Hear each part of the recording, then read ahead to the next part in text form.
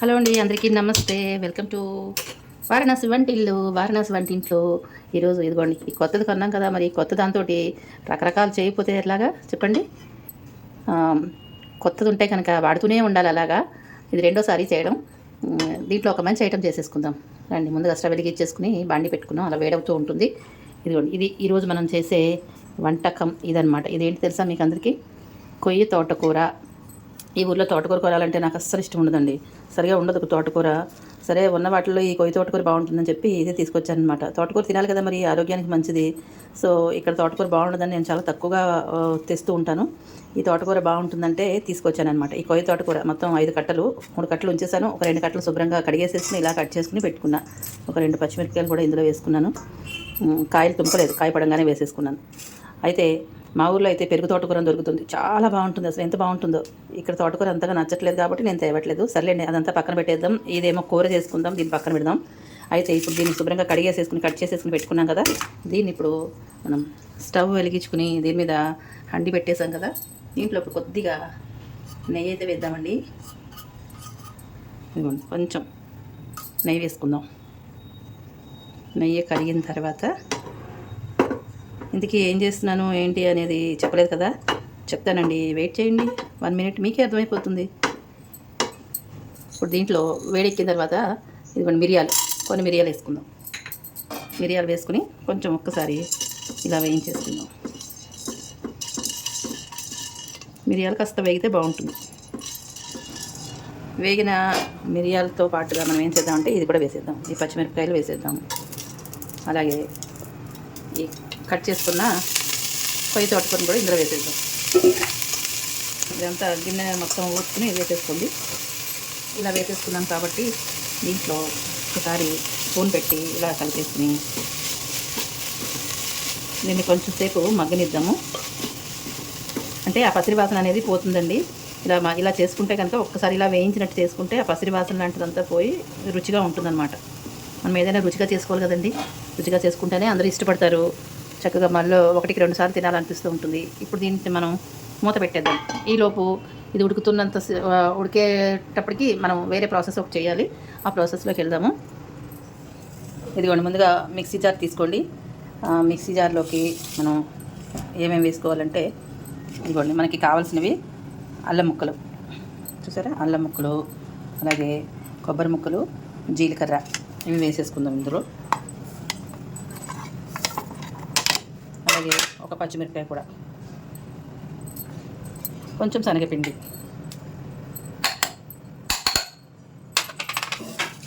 ఇలా వేసుకున్నాం కదా. ఇప్పుడు ఏం చేస్తున్నాను అని అనుకుంటున్నారు కదా, ఇదిగోండి మజ్జిగ పులుసు కోసం మజ్జిగ పులుసు చేస్తున్నానండి. దీంట్లో ఇలా మిక్సీ వేసేసుకుని ఉండండి, ఇంకొకటి కూడా వేయాలి ఇందులో. ఉప్పు అండి, ఈ ముక్కలకు సరిపడా ఉప్పు వేసేసుకుందాం. కావాలంటే తర్వాత పులుసులో అడ్జస్ట్ చేసుకుందాము. ఇది తోటకూర మజ్జిగ పులుసు అనమాట, కొయ్య తోటకూర మజ్జిగ పులుసు. మూత పెట్టేద్దాం. మూత పెట్టేసి ఇది ఒక తిప్పుకుని వస్తాను. మెత్తగా అయ్యే వరకు కొంచెం ఈ మజ్జిగ పోసుకుని తిప్పుకోండి, లేదంటే నీళ్లు పోసుకొని తిప్పుకునే వాళ్ళు నీళ్లు పోసుకోండి. ఇదిగోండి, ఇలా మనం మెత్తగా మిక్సీలో వేసేసుకోవాలన్నమాట. చెప్పాను కదా, నీళ్ళైనా వేసుకోండి, ఇలా మజ్జిగైనా వేసేసుకోండి. ఇదంతా వేసిందంతా ఈ మజ్జిగలో కలిపేద్దాం. ఇది ఉంది కదా, మరి ఇది వేస్ట్ చేయకూడదు. వేస్ట్ చేయకుండా కొంచెం నీళ్లు పోసి ఇలా తొలిపేసుకుని వేసేసుకుందాం.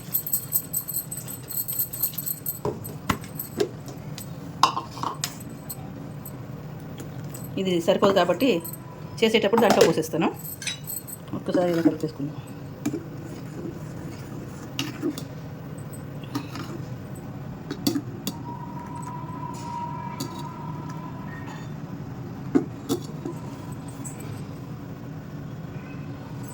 ఇప్పుడు రండి ఇక్కడికి చూద్దాం.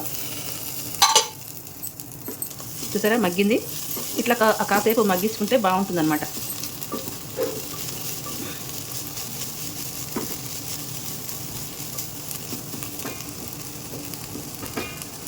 చాలా ఈజీగా చేసుకోవచ్చు ఫ్రెండ్స్, చాలా అంటే చాలా ఈజీగా చేసుకోవచ్చు.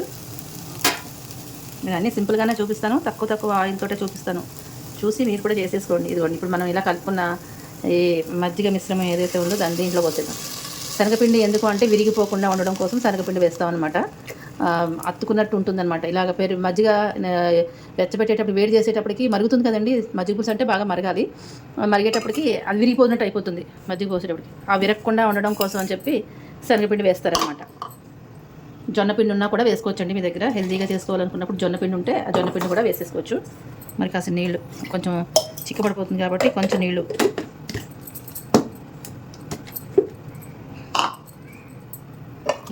పోసేద్దాం.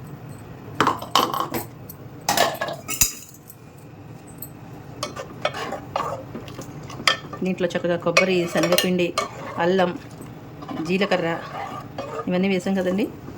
మంచి వాసన అయితే వస్తుంది. ఇప్పుడు మీరు ఉడికిన తర్వాత ఉప్పు చూసుకుని వేసుకోవచ్చు. ఉప్పు మనం మామూలుగా ముందే వేసేసాం కాబట్టి ఇప్పుడు అవసరం లేదు. ఒకవేళ తక్కువైతే యాడ్ చేసుకోవచ్చు. కొబ్బరి ఇంత ఎక్కువ వద్దనుకుంటే కొంచెం తగ్గించేసుకోండి. అంటే మీరు చేసుకుని క్వాంటిటీని బట్టి చూసుకుని చేసుకోవాలి. ఇది కాసేపు మూత పెడదాము, అలా మరుగుతూ ఉంటుంది. మరిగిన తర్వాత చూద్దాం, ఒకసారి మూత తీసి చూద్దాము. చూసారా చక్కగా మరుగుతుంది.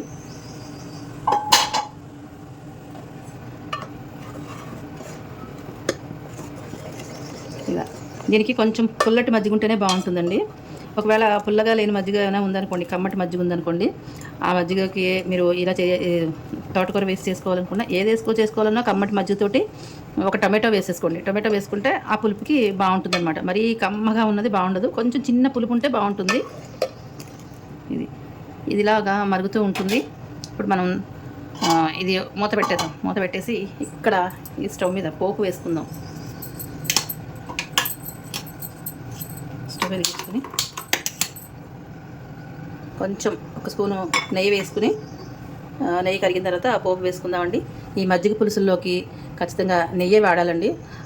ఏ కారణం చేతైనా సరే నెయ్యి వాడకూడదని, ఇప్పుడు నాలాగే సేమ్ నెయ్యి వాడొద్దని చెప్పారు నాకు. కొన్ని రోజులు వాడలేదు నేను. అలాంటప్పుడు ఆయిల్ కూడా వేసుకోవచ్చు. ఇంక ఇప్పుడు నెయ్యి సామాన్యంగా నేనైతే అన్నింటిలోనూ నెయ్యే వేసేదానండి. డాక్టర్ కొన్నాళ్ళు నెయ్యి వాడొద్దని చెప్పారనమాట. అంటే కొన్ని మెడిసిన్స్ వాడుతున్నాను, దానికోసం నెయ్యి వాడొద్దని చెప్పారు. సో అందుకని నెయ్యి వాడడం మానేశాను. ఇప్పుడు మళ్ళీ అది అయిపోయాయి కాబట్టి నెయ్యి వేస్తాను అనమాట. అది కూడా ఎక్కువ కాదండి, కొద్దిగా ఇలాంటి వాటికి, ముఖ్యమైన వాటికి, ఇలాంటి మజ్జిగ పులుసుల వాటికి నెయ్యి వేసుకుంటే బాగుంటుంది. పప్పుకి, మజ్జిగ పులుసుకి నెయ్యి. ఇప్పుడు ఇది వేడెక్కింది కదా, వేడెక్కిన తర్వాత ఇప్పుడు మనం పోపుకి చూడండి, ఇదిగో ఆవాలు, మెంతులు, జీలకర్ర ఈ 3 కలిపి పెట్టుకున్నాను. 3 మెంతులు కాస్త ఎక్కువ వేసుకోండి, మెంతులు ఊరి బాగుంటుందన్నమాట. ఇలా వేసేద్దాం. చక్కగా వేగాలి. చూడండి చక్కగా వేగుతుంది కదా. ఇది కరివేపాకు, అలాగే తుంపుకు పెట్టుకుని ఎండమిరపకాయలు వేసేసుకుని ఒకసారి ఇలా వేయించండి.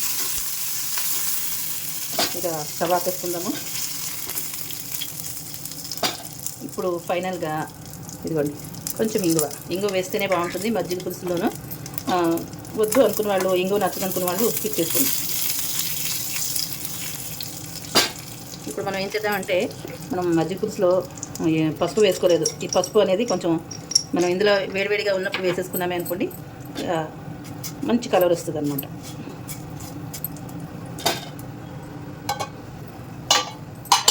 చూసారా, ఇప్పుడు దీన్ని ఇందులో వేసేద్దాం.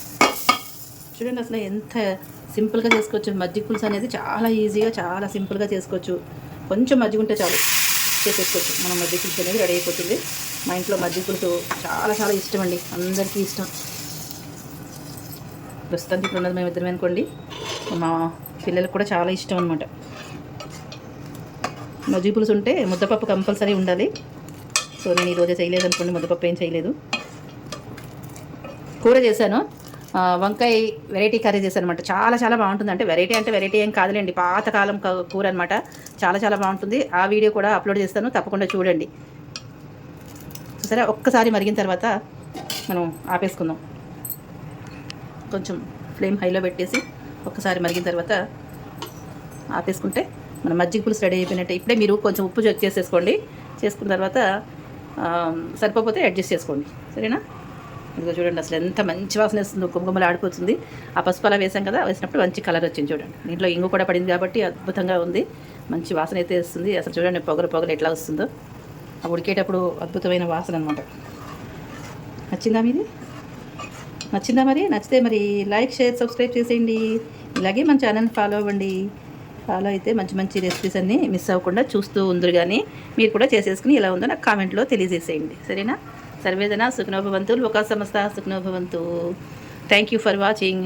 ఉంటాను ఫ్రెండ్స్, బాయ్ బాయ్. మరొక వీడియోతో మళ్ళీ వస్తానే. మరి హైప్ చేయడం మర్చిపోకండి.